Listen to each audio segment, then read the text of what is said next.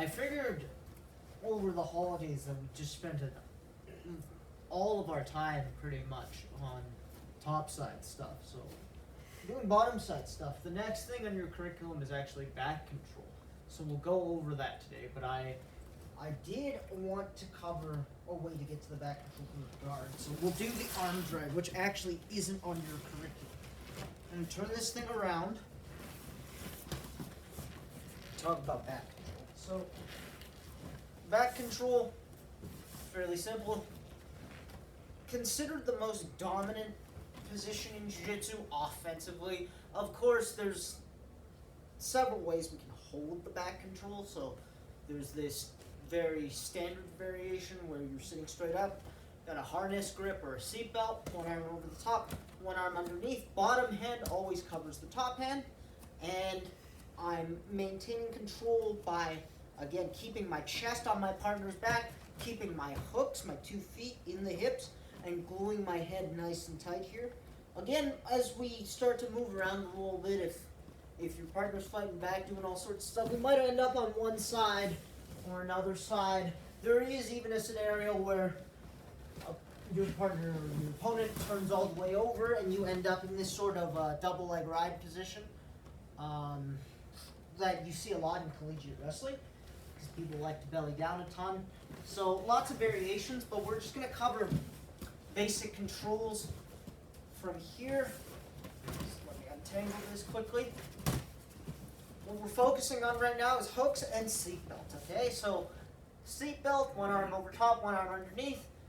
One detail here would be to grab your top arm, the arm over the shoulder with the arm under the armpit, and the best mnemonic device I guess I have, was given to me a while ago, is stab them in the chest and cover the mess, right? So you pretend you have a knife, great, so some sort of knife here, stab them in the chest, cover the mess, right? So right here.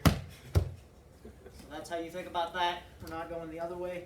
I'm stabbing them over the top, here, cover the mess. There we go, head's nice and tight. I've got 2 hooks, and you guys can just play with rocking side to side, maintaining control, and the one thing you will get to do with a dummy that works really well is kind of bridging your hips in. So as I extend my hips, I'm almost thinking about pushing my belly button and my core into my dummy, and then pulling all the way to the other side. Again, just rocking side to side, making sure we're maintaining control here. Just get a feel for that position. I'm going to give you guys just 1 minute with that, and then what I'll do is I will move on to a couple of submission options. Okay? Back control, 2 hooks, seat belt. Make sure the top hand is covered by the bottom hand. So again, stab them in the chest, cover the mess.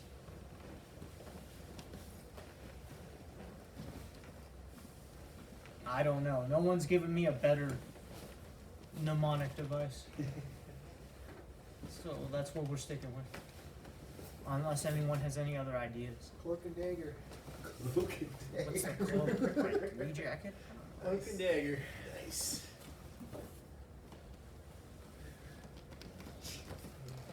Stab and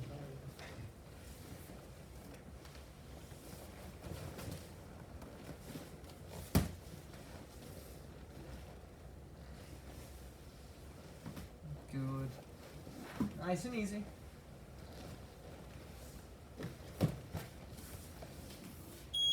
Time.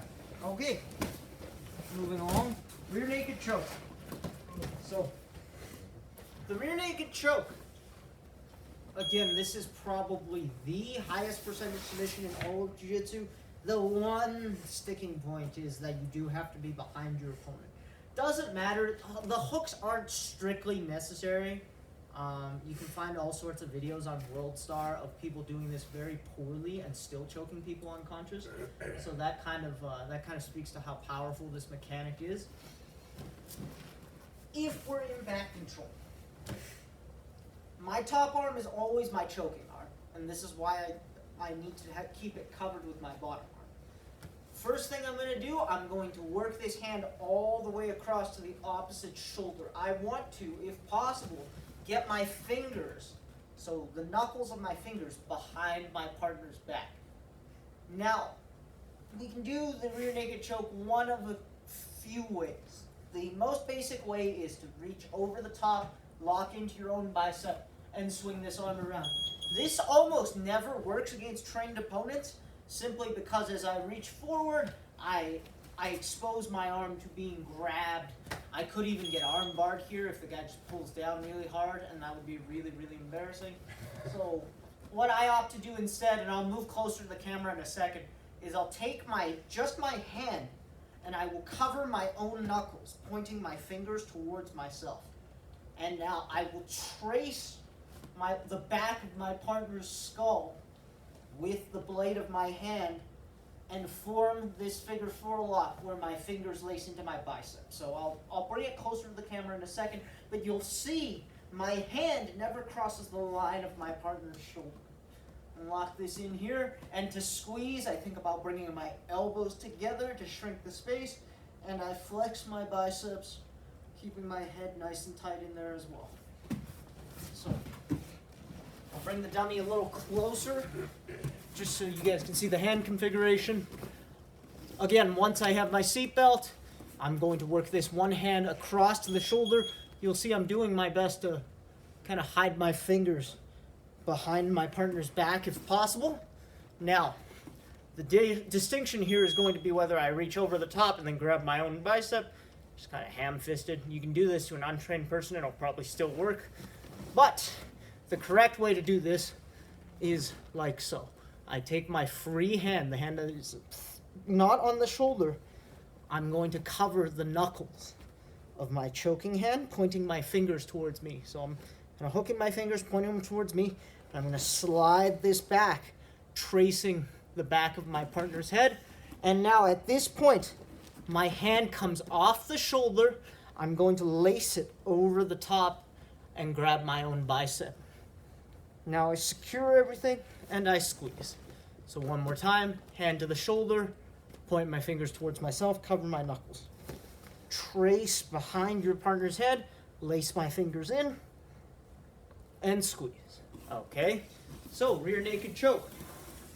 It probably would help to get used to this on both sides.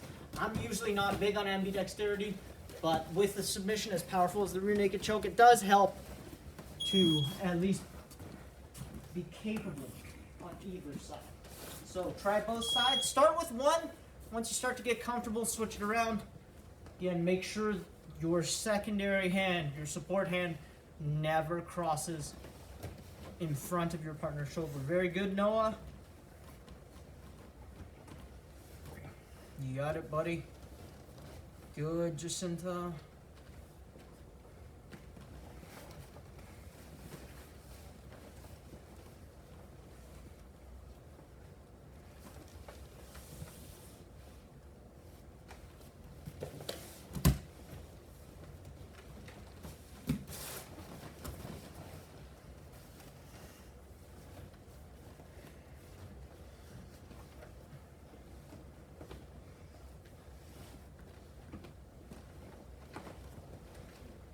That's it, Nigel. Wesley. That's right. Make sure you're lacing it into your own bicep.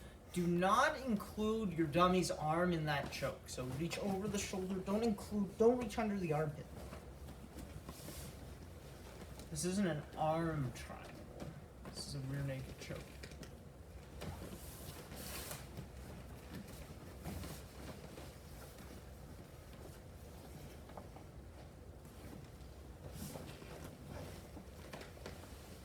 I should mention now,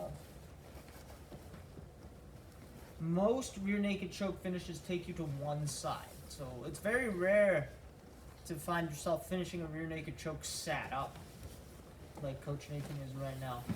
Most of the time, you will find yourself tipping to one side or the other. It's finishable on either side, but if we want to get nitty gritty, you generally want to pull your partner towards the side of your choking arm. So the arm that is over top and around the neck.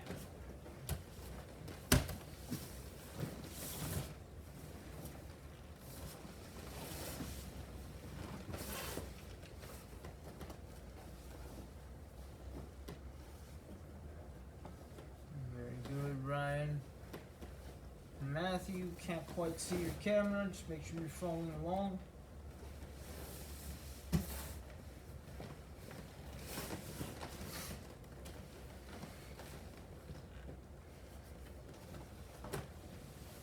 And time.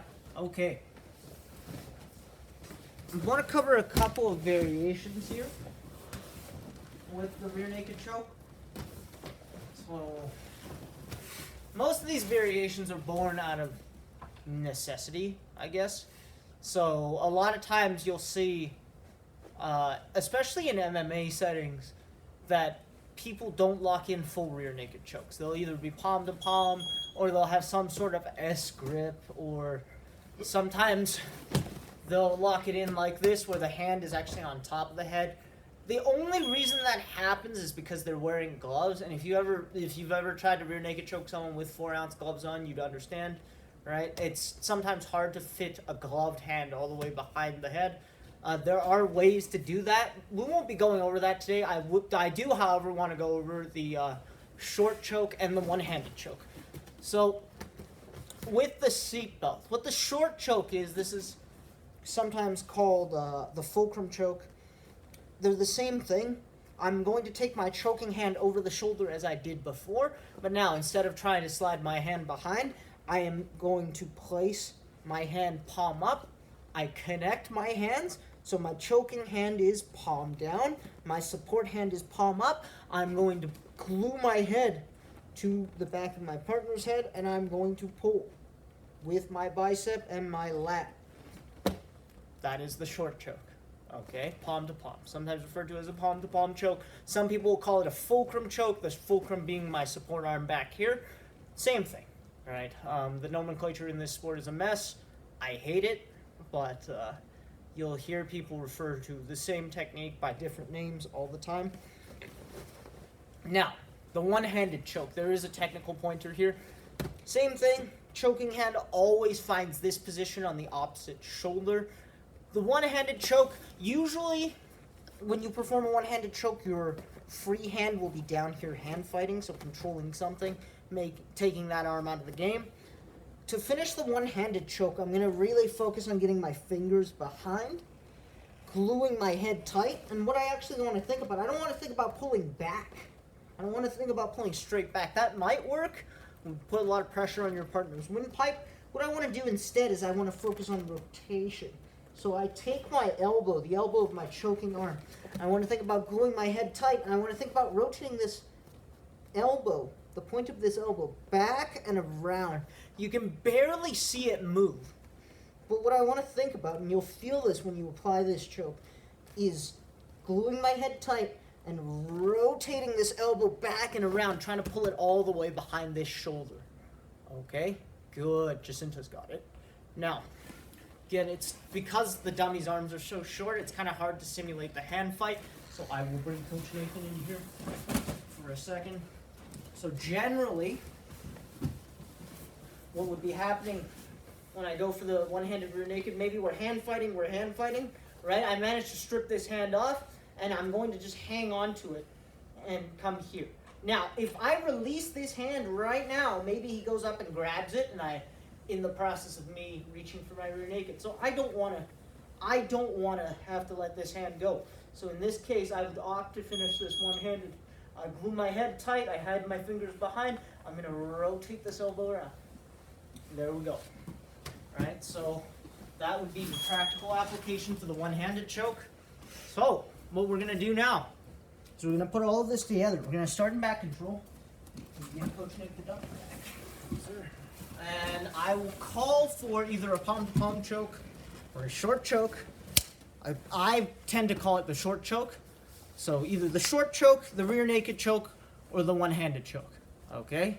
We're just going to cycle through all of our variations here for a few minutes. Alright, let's start with the rear naked choke. So hand over hand, behind, good. Back control, short choke. Palm to palm, short choke. Make sure the choking hand is palm down, the support hand is palm up. Good. And one-handed choke. the choking hand never goes inside the gi unless we're performing collar chokes, right? Over the shoulder.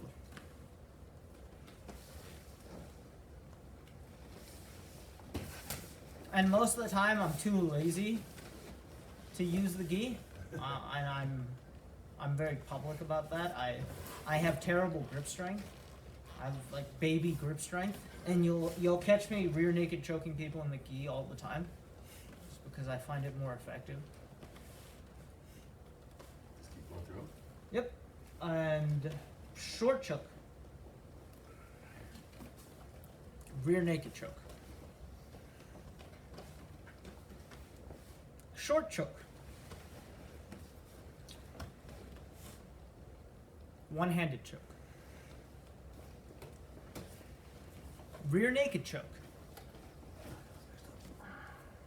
Short choke. Rear naked choke. And time. Good.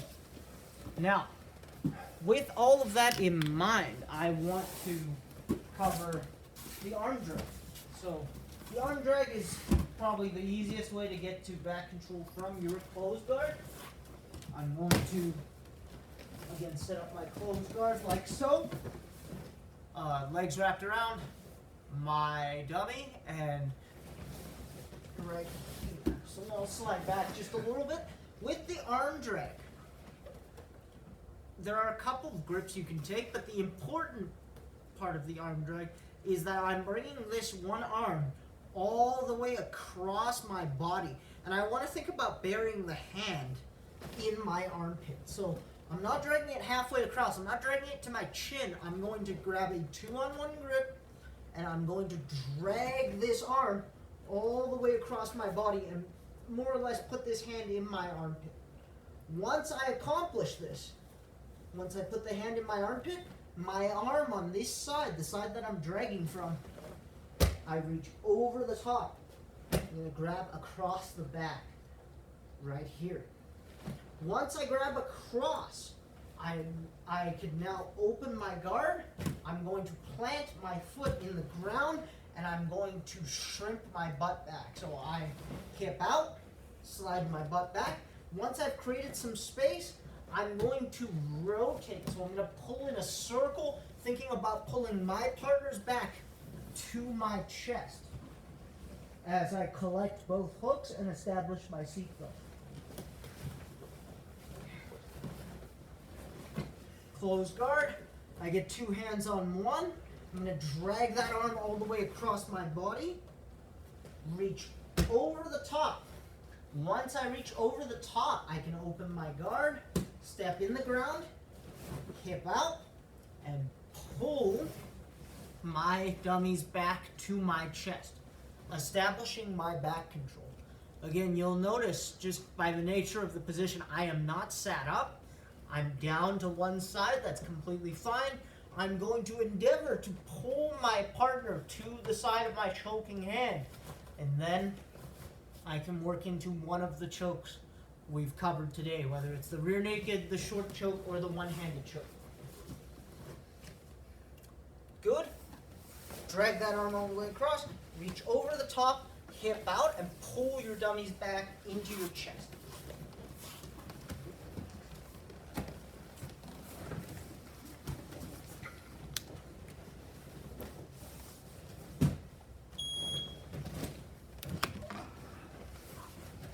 Good, Ryan. Wesley, that's right. Pull, rotate, good. Make sure you're catching both hooks. Your target is pulling your dummies back right square in the middle of your chest. Good, Jacinta, excellent. Noah, yep. Noah, don't cross your feet. Keep your feet separate. Tisk, tisk.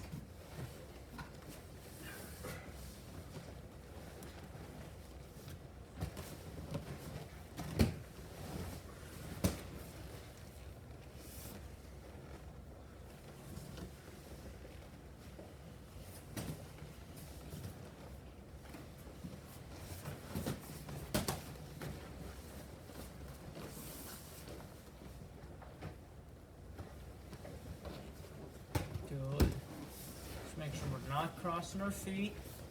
That's it. Good, Logan.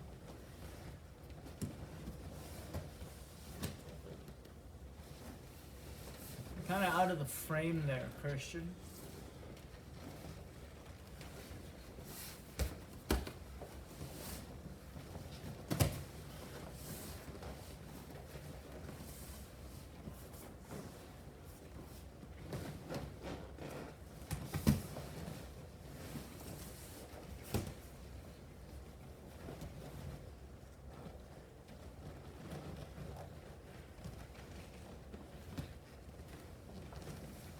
Good. Once you get to the back, you can feel free to apply any of the chokes that we've worked on. Whichever one you find suits you best. Dragging the arm across, reaching over the top, whipping out. Very good, Nigel.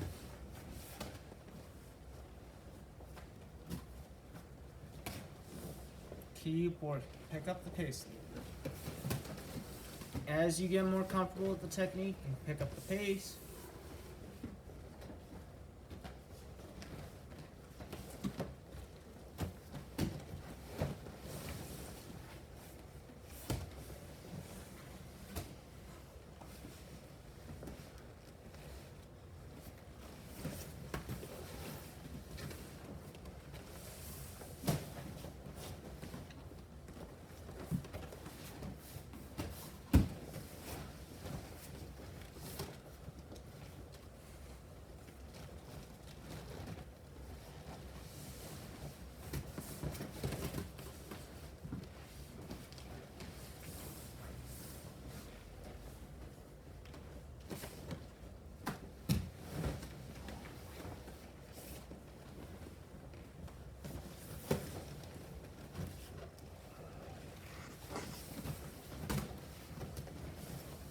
"40 seconds.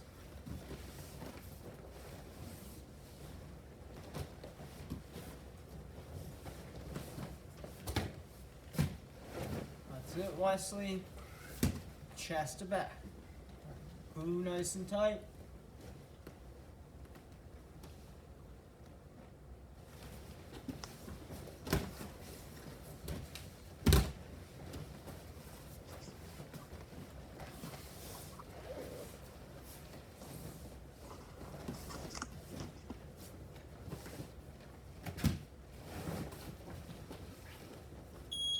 Time. Okay, now we have some time to put all of this together into our rounds. So what we're going to do is we're going to put everything together. Everything we've done since the very beginning, including our passes, our X pass, our knee cut, all of our top positions. We're going to cover the stuff from the guard. We're going to cover our submissions. So put it all together, starting from standing. So just like Coach Nick and Coach Nick. Here we go. And X pass. Into knee on belly. Knee on belly to mount. From mount, roll into guard to pull your dummy on top of you. The coach is going the same way. Good. And arm drag. Take the back.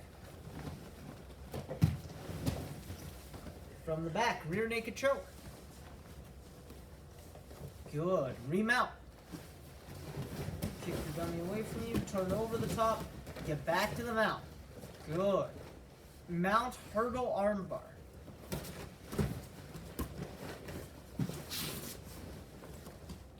Good. Armbar switch. Oh. Grab the arm, lift your butt off the ground, All the way? switch over the top. That's right. Good. And switch into S mount. So back to the S mount. Back to regular mount. Good. And breakdancer to side control. Side control Americana. That's all good. Knee on belly. Knee on chest. Knee on belly. Windshield wiper. Windshield wiper again. Jump switch. Good. Knee on belly to mount. Roll into your guard. Arm bar from guard.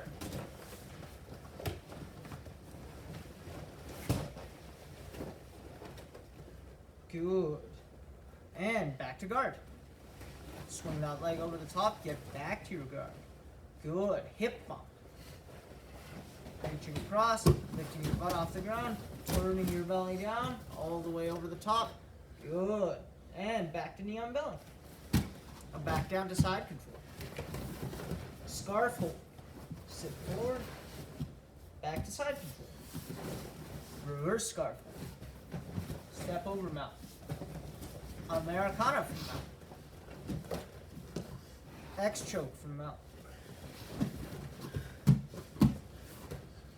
Roll into your guard.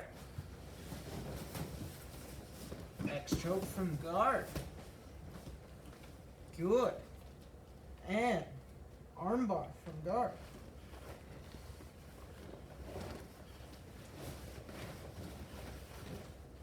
Back to guard. Arm drag from the guard. All the way to back control. Short choke from back control. Good. Rear naked choke from back control. And time. Very good. I will leave the last couple of minutes here for any questions anyone might have. So if anyone has any questions, now is the time. You can unmute and ask. You can put it into the chat. It's all the same to me. Questions, concerns, comments? Crickets. No? Nothing. Okay, that's perfectly fine. For most of you, so Logan, Jacinta, and Nigel, you guys will have seen the back control before. There will be a couple of you that this is completely new to. I'm thinking Wesley and Christian. Alright, the back control is one of the most dominant control positions in Jiu-Jitsu, so it's one that you'll definitely want to get used to. As you're rolling, when you're a white belt especially, you'll find it fairly rare that you end up on someone's back, simply because most trained Jiu-Jitsu practitioners aren't in the habit of giving up their back. Most people do a pretty good job of protecting it. So whenever you do end up on the back, you'll want to capitalize on that and take full advantage of it. Probably find some sort of finish, right? And all of these movements, we've combined our back control today with the remount, right? All of the other pieces, right? Transitioning from our back control to our other top control positions, mount, knee on belly, side control. So if you're gonna practice at home, definitely, practice with that, play around with all of those, make sure you can connect all of those positions. And other than that, very well done. All right, so we'll move right along here. Again, I will not kick anyone out. If you want to stay for the next class, which is the advanced class, but again, this next class will have been designed for people with quite a bit more training. We're going to be doing some more advanced stuff. And if you don't have the background, you're completely confused, you're more than welcome to just watch. That's totally fine. And see what all this stuff looks like. Yeah, stick around, check it out. But Try your yeah, best. feel free to stick around. Feel free to try and follow along. Good, left or right? Us. Alright, I'm gonna go stick my head under the towel. 1 minute timeout, we'll get back to it here, guys. Hey, Logan, do you got mats? Do you have mats in your basement? Or in your house, wherever you are? No? It looks like you have mats down there. Just carpet. Okay, yeah. I was like, look at this guy go with his full matted up basement. Holy cow. It's majestic.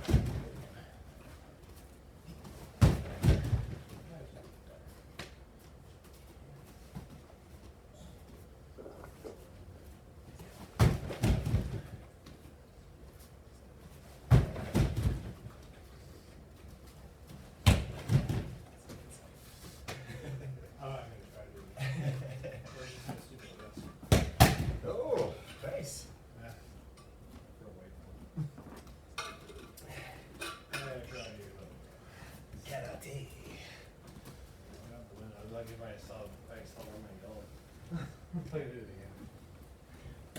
Who's here for events? I think everyone's just sticking around for events. Nate came on. No, there's a bunch of new people. Okay, I was wondering, did you? I was like, were all these people there before? No, there's Salah, there's Alex. Because they all joined in the last Alex, class. Justin, Salah, there's Travis, there's Chris. Don, Barrett. I There's think- lots of new people. I think Travis just joined, but everybody else is. No? Barrett just joined. But they were all in here for the end of that last class. I didn't know. At the end, yeah, but I already did attendance for the first class. Yeah. It's totally fine. You're gonna be going more over how we utilize the Kimura today, but I'll say a lot of times. So this is more of a discussion on just Good. training in general. Certain unnamed individuals, I'll say, have been sending me a lot of stuff from Instagram of Just stop. questionable, highly suspect techniques executed by Some people are one person. more than one person. You know who you are. Being performed by very high level athletes. And this is, I've had this discussion before, but a lot of times you see Tony Ferguson training and you wonder less about why he's injured as much as he is. We Wonder how need to he's keep still in alive. mind that a lot of times high level athletes succeed despite all of the bullshit they do, not because of it. Right? Just because it works and it was performed by some high-level guy doesn't mean it's necessarily a good technique. Doesn't mean it's bad. But a lot of times, you guys send me these things. And it's like, is this legit? Well, it worked. Alright? It worked at like a Naga or something. But you have to understand that the guys on Instagram performing this are oftentimes much better athletes than you or I. And they're succeeding not because they're doing this stuff, but despite doing all of this stuff. So, focus instead on closed guard and basics. Not the weird flying stuff or leg entanglements or weird, Sorcery. Yeah, Black exactly. Okay, magic. basically, to sum what Jack is trying to say, there's something called probabilities. When you do certain techniques, the probabilities of success in certain techniques is quite high, and then there's some techniques that are quite low. Not saying they don't work, they will work, but they might just work 1 in a million times by one specific person because they have the attributes for it. So he's basically saying, focus on your basic jiu-jitsu. Yeah.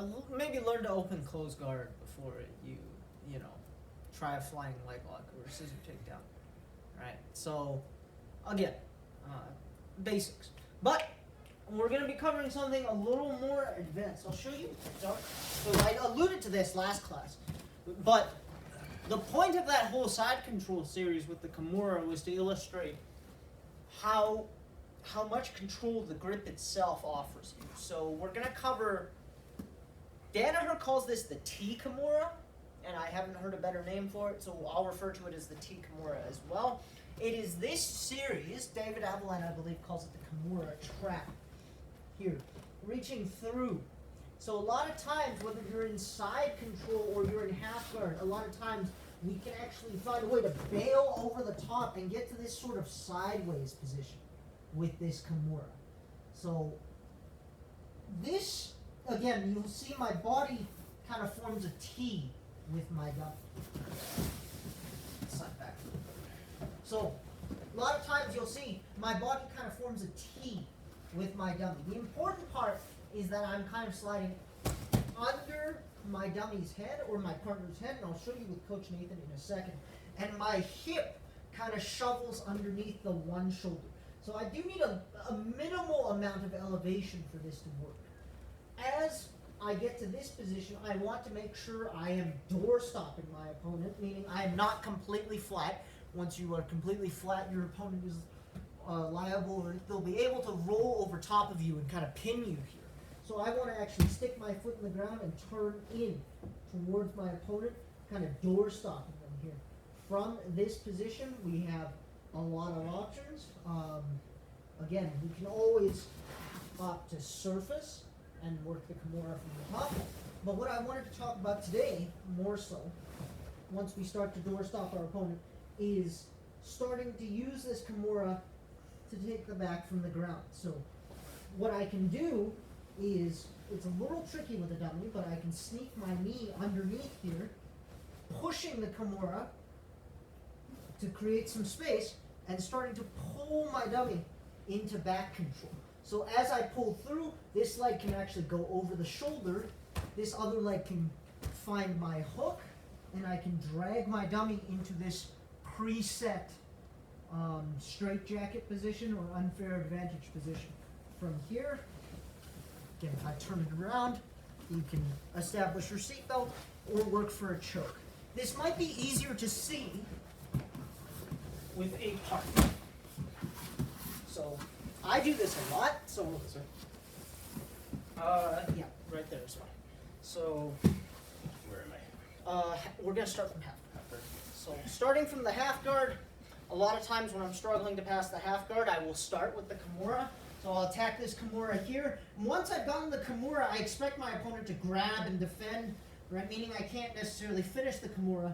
That's totally fine. I'll pop my knee free, I'll get over the top, and I'll keep control of this Kimura. At this point, again, one of several things can happen, right? My opponent can move, or he might stay down completely. But I'm going to walk my hips in, and I'm going to look to door stop him. Here. If I'm flat, Coach Nathan, roll over top of me. Not completely over the top, or you could vault, right? Yeah, that works too. But I'm more so thinking like just shoulder walk over top of me and pin me. Right? There. That works. Now, if I instead get to my side and I'm actively stepping my foot in the ground, try to get back over the top.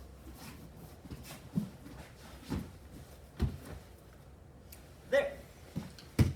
So, that's just the importance, a quick note on the importance of being on your side, actively pushing in. Once again, with a dummy, it'll be less evident.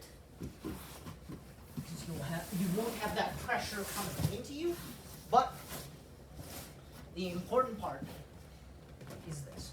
I'm going to start from the half guard, I'm going to grab that Kimura, I'm going to dive over the top, and I'm going to land on my side. Once I land on my side, I do want to walk my hips in, okay? Once I walk my hips in, again, our first variation is going to be extending that Kimura, creating space, working my knee underneath my partner, and pulling across. At this point, you can either find a hook, or if your leg is over the shoulder, you can find the straitjacket set up right away. Grab your second hook, and establish this sort of back control. Okay? So half guard, Kimura, and then working with the back take.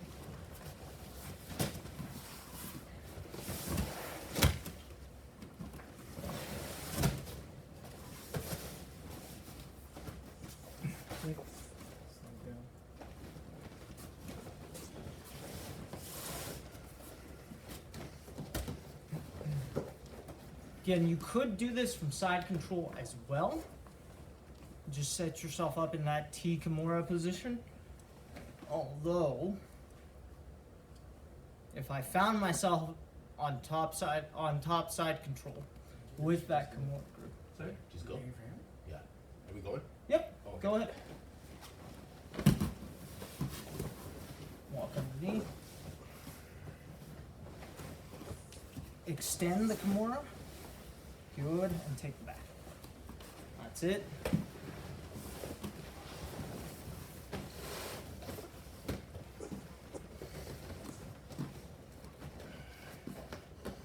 Work that knee underneath, Travis. There you go.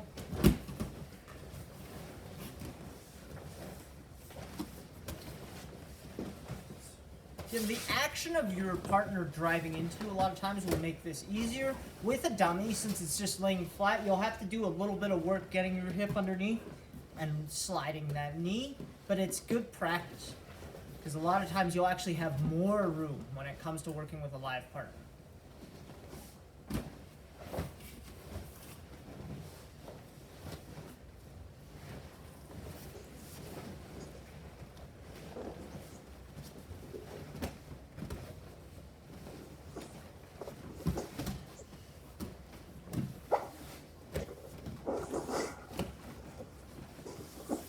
Someone has a live mic. Alex, your mic is hot, so I'm going to just mute you here.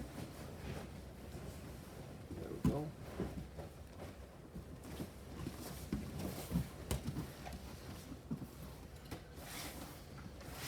Couple of minutes with this one, and then I'll give you guys a couple of alternate options.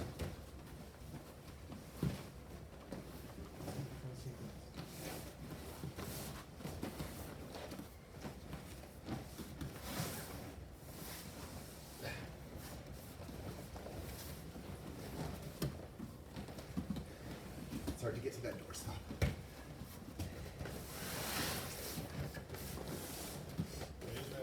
Just like push his head closer to my knees and doorstop. Okay.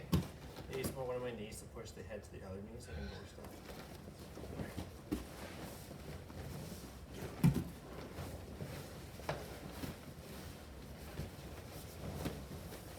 Very clever.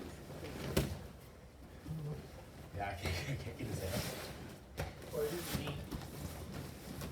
Like, do this. Use this knee, push it here. Oh, you just scoop underneath. Then you can push his head up. You can stay through there. This side and the circle reach back.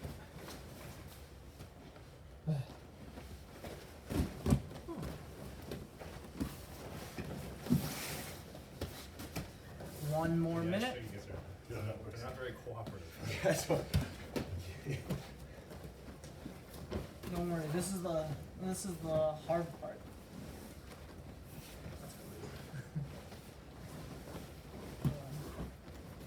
Much easier options available.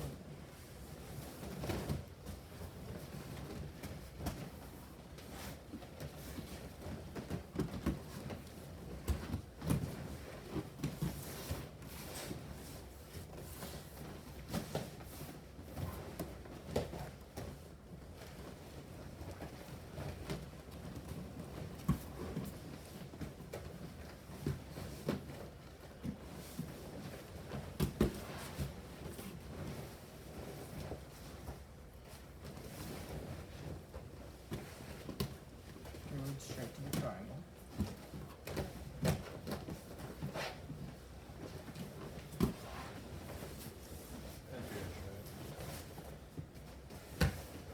And time. Now, a couple of other options from the Kimura position before I go over the other variation, which is coming up to the Crucifix.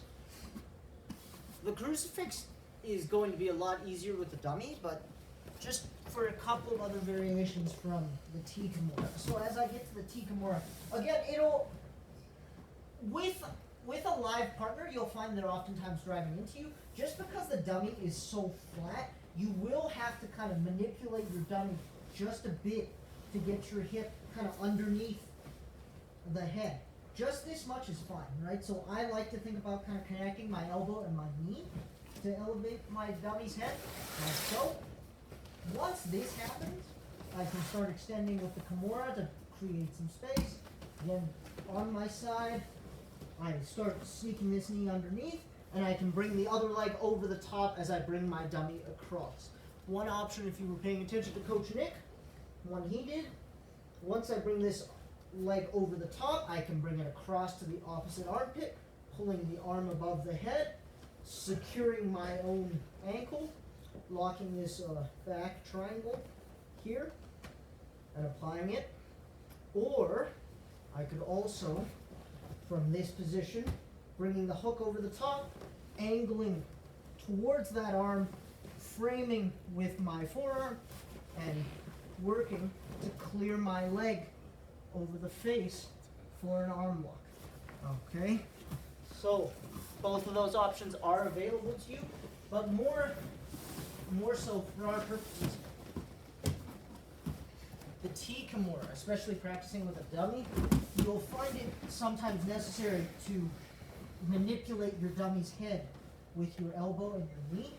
So this is the easiest way I've found of doing it, which is connecting my elbow and my knee and lifting up just like this. Okay, you'll generally have a partner further on top of you just because they'll be driving in, trying to flatten you out, but this much is fine.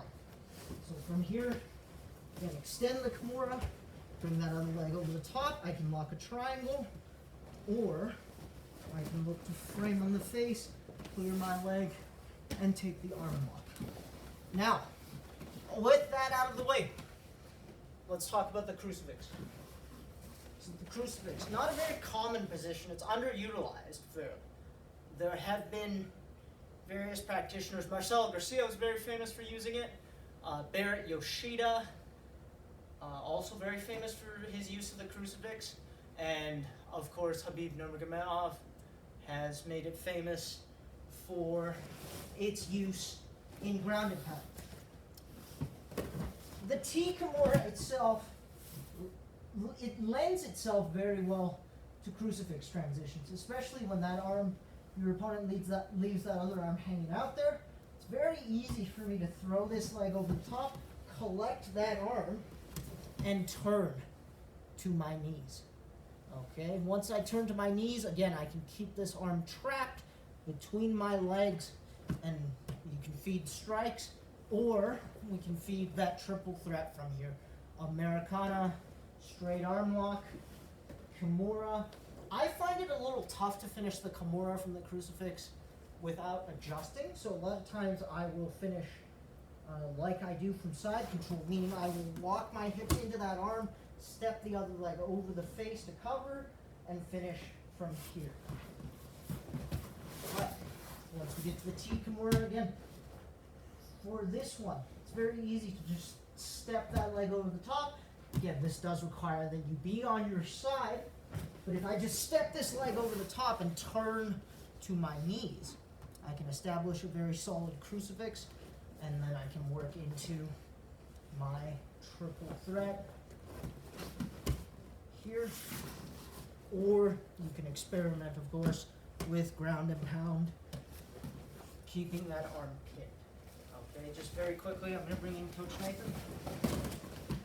A lot of this sequence is actually easier with a live partner, but if we're working from here, again, half guard, I collect the Kimura, he buries it, that's fine, I clear my knee, I get over the top, now I can go fishing for that arm, even if he keeps it trapped in there, right? A lot of times if I just get in there and I start digging, I can triangle my legs, or I can opt to start peeling back with this top leg, getting back over the top, getting to here.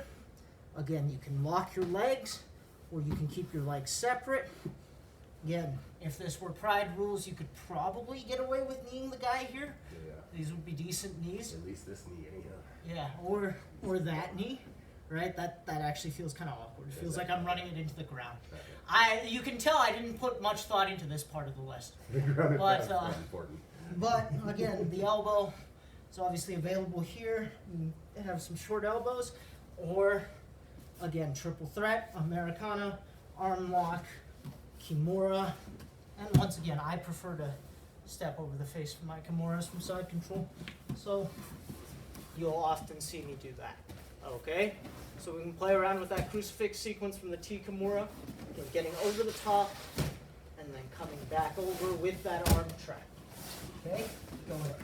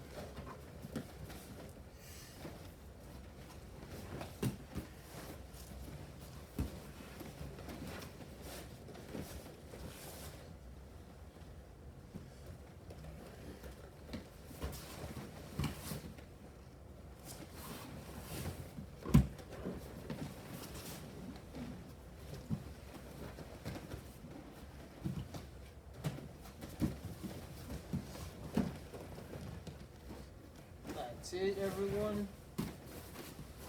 Coming back over the top, back to your knees. Good, Jacinta. Good, Justin.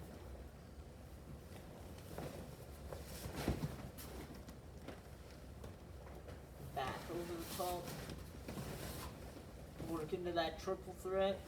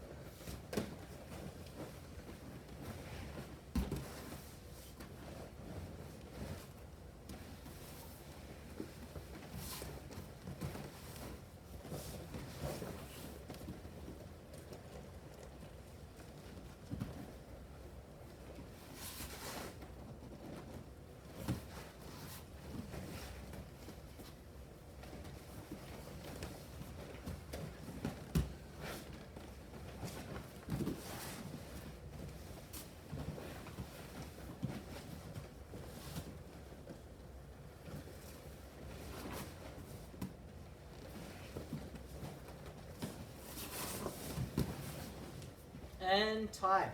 Okay, just a bit of context here.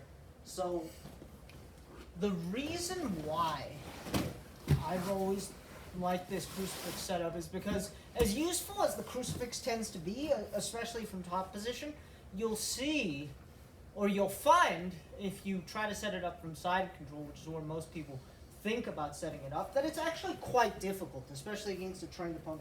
So if I have Coach Nathan in side control, Okay, sorry. right, and my only goal in the crucifix is to trap this arm. If his arm is tight, right, it's impossible. It's almost impossible for me to make enough space to get that arm trapped between my legs, right? I don't have the flexibility to step all the way over his head, and if I back my body up, I back my hips up to do this, he's pummeling, he's making space, he's getting out. Right, so it's going to be very difficult for me to reasonably trap that arm without giving him a ton of room to work. So, again, as much as I want that arm trapped, it's going to be very difficult to maintain a proper side control and work that position with my legs. So what we can do, not that I've ever done this, but this might be something to consider if you really like the crucifix. If I can get the Kimura, which isn't a ton to ask from the side control, but if I can get the Kimura, say I went to reverse scarf hold or something, and then go back over the top, a lot of times I can buy myself enough room to walk back in and pick off this arm. There's a couple of options from here. Again, I don't have to surface immediately. I don't always have to turn right away. But one quick note on the turn itself, and this will become evident once you start working with a live partner, is if you want to get back over the top, the head is going to get in your way. So if my goal is to get back to the top side crucifix, a lot of times I will back my hips up just a touch more so the head can flop onto the floor.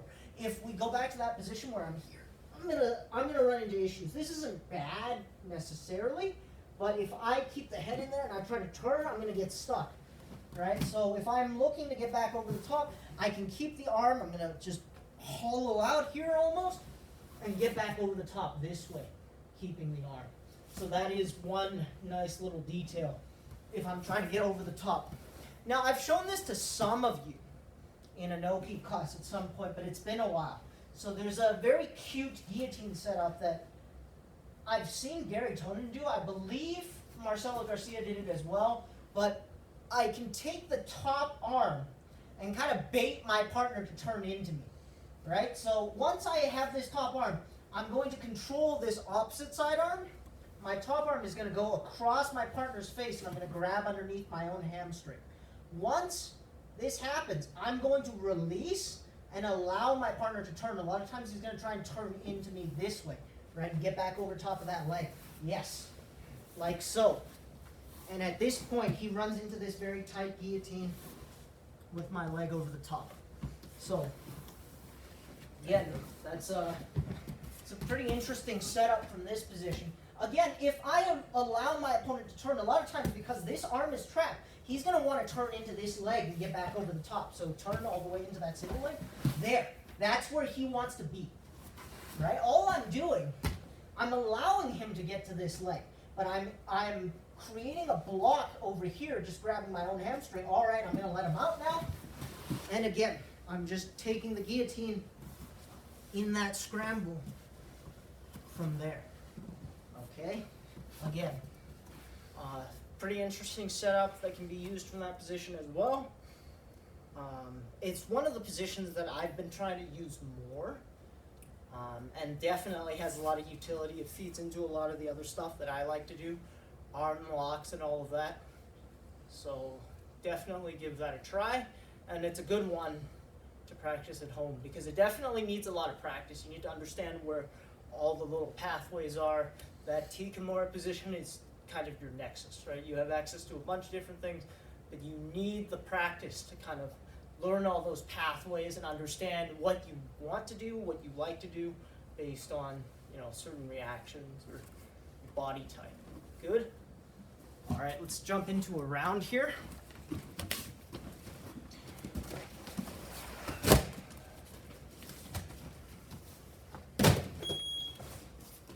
All right, and knee cut pass. Side control. Kimura.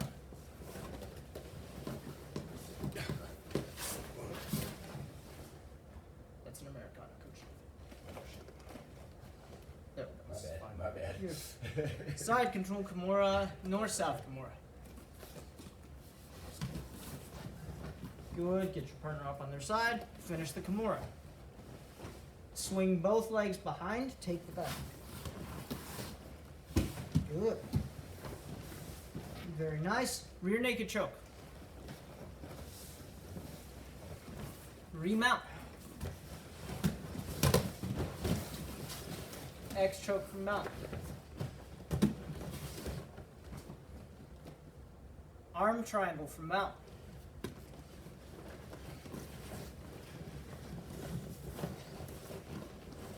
Good. Arm triangle to arm bar. Keep the arm triangle, figure it out. Good. There you go. No, you got it. Good. Arm bar switch. Arm bar switch into the S mount. Start in the middle. Lean over your knee. Back it up into regular mount. Good. Back to side control. Side control Kimura.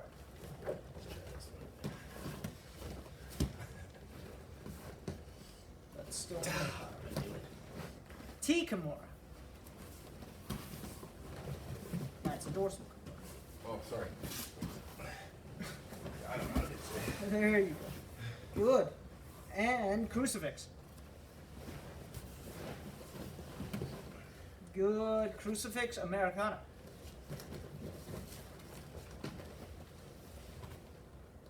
Crucifix straight arm lock. Crucifix Americana.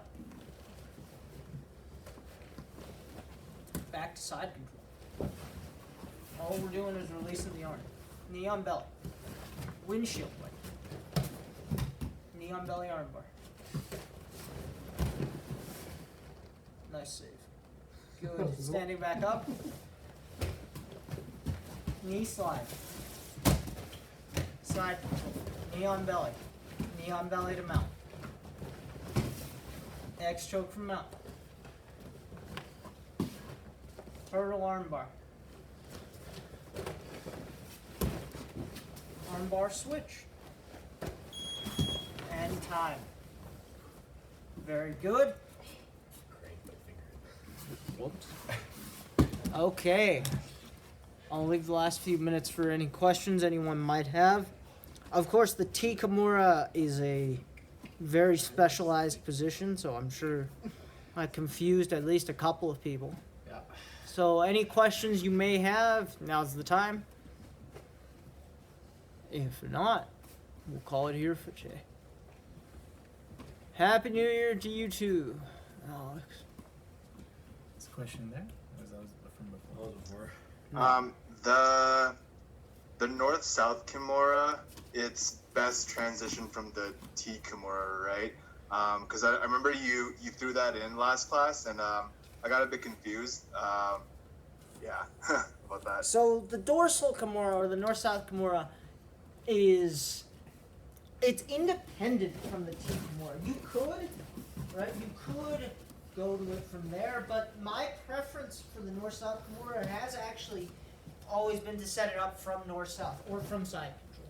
So I'm not in the habit of diving over the top from the T Kimura. A lot of times when I have the Kimura from side control, I'll just sprawl out and walk my legs into north-south and then use this Kimura to kind of force my partner onto their side. So a lot of times when I set up the dorsal Kimura or the north-south Kimura, I will do it from traditional north-south or from side control. If I find myself in the T Kimura, I don't know that I would go through the stress of setting up the dorsal Kimura again. I feel like this position is just as strong, if not stronger, than the dorsal Kimura. Whether the arm is free or it's still locked in there, right? A lot of times my quickest transition from here is back over top to the crucifix. So, again, you can connect that however you feel most comfortable, but a lot of times I feel it unnecessary to transition to the dorsal Kimura from the T Kimura. Okay, so the dorsal Kimura and north-south Kimura are the same technique, basically. Essentially, yes. All right, cool. Thank you. Yep. Any other questions? No? I have more of a comment than a question. Just when I find myself in that kind of a crucifix position and preparing to attack an armbar or Kimura, Yep. I find that if I use kind of my upper hip and pin down that shoulder, Yes. I find it gives me quite a bit of security there. Yes. I find that the opponent has a tough time getting out, and it frees up options for armbar and Kimura much more easily. Yes. I don't know So if you found that too. here's the odd thing. It's interesting that you mentioned that because my preference actually has always been to drop my bottom hip. Probably because I'm more looking to get into this sort of position to finish my Kimura. But in general, it is much better for you to be pressuring with one or the other hip, especially when you're hunting submissions. I feel like when I'm up on both knees like this, I feel like there's actually quite a bit of space underneath, and there might actually be room for my opponent to work their arm out of there.